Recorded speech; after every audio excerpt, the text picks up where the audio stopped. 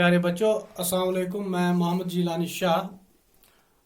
اس وقت کلاس 9 کے بچے اردو نکالیں گے۔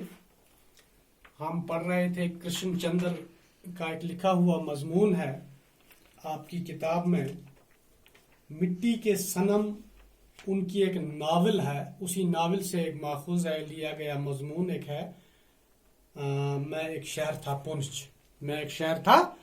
یہ ہم نے مکمل طور یہ مضمون پڑھا، اس کا جو ہے کہ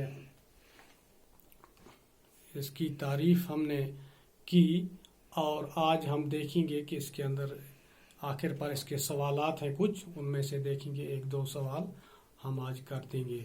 تو پہلا سوال اس کا ہے، بورڈ پر میں نے لکھ دیا، آپ دیکھ سکتے ہیں۔ ناول کسے کہتے ہیں؟ ناول کے فن پر ایک نوٹ لکھیے۔ یہ آپ نے پہلے ہی دن جب ہم نے شروع کیا تھا وہاں پر لکھا ہے ناول نگاری وہاں پر لکھی ہوئی ہے، مضمون اسی کو چھوٹا میں نے کر کے آپ کی کتاب آپ کے لیے ایک مختصر سا مضمون بنایا ہے۔ یوں تو ناول کی کوئی جامع، مکمل یا حتمی تعریف ممکن نہیں۔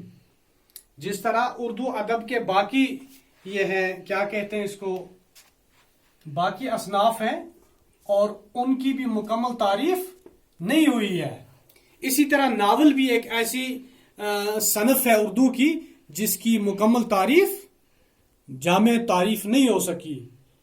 البتہ موضوع کے اعتبار سے دور حاضر میں ناول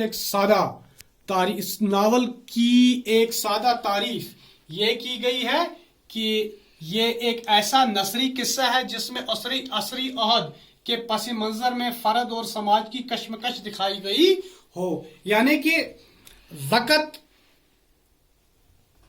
کے ساتھ ساتھ سماج میں کیا حالات ہیں، سماج کے جو رہنے والے لوگ ہیں وہ کس طرح کی زندگی گزارتے ہیں، سماج کی حالت کیا ہے، لوگوں کی حالت کیا ہے، تو اسی چیز کو لے کر کے ایک ناول نگار چلتا ہے۔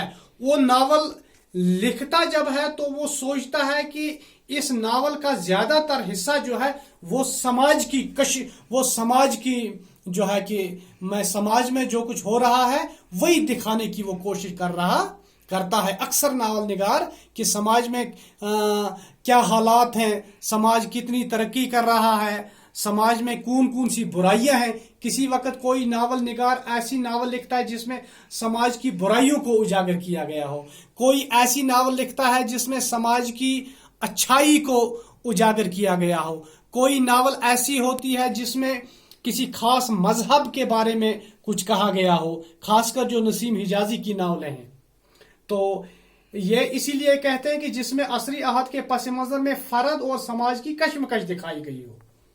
ناول نگاری مخصوص نقطہ نظر سے زندگی کی تصویر کشی کرنے کا ایک انوکھا فن ہے، یعنی کہ ناول نگاری جو ہے یہ زندگی کے حالات کے کسی خاص چیز کو پکڑ کر اس کو ایک الگ طریقے سے ناول نگار پیش کرتا ہے، سماج کے کسی خاص چیز کو، کسی خاص قصے کو، سماج کی کسی خاص کشمکش کو وہ ایک الگ طریقے سے پیش کرتا ہے۔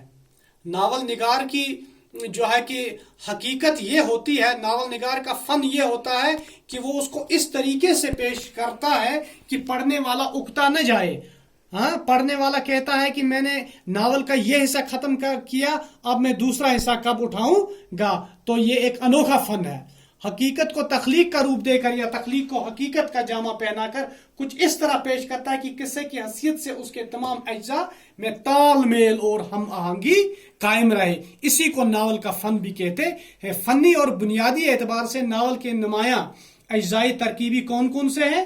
ایک پلاٹ ہے، کردار ہے، مکالمہ، منظر نگاری، نظریہ اور موضوع، یہ اس کے اجزائی ترکیبی ہیں۔ کسی وقت آپ کو چھوٹا سا کوسچن یہ آتا ہے کہ ناول کے اجزائی ترکیبی کون سے ہیں، یا ناول کے اجزائی ترکیبی لکھیے، تو یہی ہے ناول کے اجزائی ترکیبی: پلاٹ، کردار، مکالمہ، منظر نگاری، نظریہ اور موضوع۔ یہ آپ نے پہلے بھی پڑھا ہے، پہلے بھی میں آپ کو بڑی تفصیل کے ساتھ ناول کے بارے میں کہہ چکا ہوں، اگر آپ کو یاد ہوگا تو یہ چھوٹا سا مضمون جو ہے یہ آپ اپنی کاپی پر لکھ لیجئے۔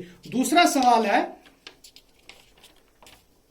کرشن چندر کے مختصر حالات زندگی اور ان کی ناول نگاری پر نوٹ لکھیے. کرشن چندر آپ کی کتاب میں دیا ہوا ہے پیج نمبر 75 آپ اپنی کتاب کا نکالیے. پیج نمبر 75 پیج نمبر پر ہے کرشن چندر. کرشن چندر کی ولادت تو 23 نومبر 1913 کو بھرت پور راجستھان میں ہوئی. کہاں اس کا جنم ہوا؟ راجستھان میں ایک جگہ ہے بھرت پور. ان دنوں ان کے والد میڈیکل آفیسر تھے اور راجستھان میں تعینات تھے، ورنہ کرشن چندر کا آبائی وطن وزیر آباد پاکستان تھا. کرشن چندر کی جوانی تک ہندوستان کا حصہ تھا. کرشن چندر کے والد کا نام ڈاکٹر گوری شنکر چوپڑا تھا. وہ پیشے کے لحاظ سے ایک ڈاکٹر تھے، جن کے 4 بیٹے اور ایک بیٹی تھی. کرشن چندر سب سے بڑے تھے. کرشن چندر کے بچپن میں ہی وہ ملازمت کے سلسلے میں پونچھ آ گئے اور اپنے تمام اہل خانہ کو ساتھ لے کر کافی برسوں تک کے لیے مقیم ہو گئے. کرشن چندر نے 8ویں تک کی اپنی پڑھائی کا سارا عرصہ پونچھ کے مشہور سکول وکٹوریا جبلی ہائی سکول میں گزارا، جو تقسیم وطن کے بعد اسلامیہ سکول پونچھ کہلانے لگا. تو اس کے بارے میں ہم اس کا جواب جو ہے اس سوال کا کرشن چندر کے بعد وہ ہم کل لکھیں گے. آج جو ہم نے یہ لکھا یہ آپ اپنی کاپی پر لکھیں گے، تو بعد میں آپ کو جس وقت بتاؤں گا تو میں وہ آپ کی کاپیز کو بھی چیک کروں گا. اور تب تک کے لیے خدا حافظ، شکریہ.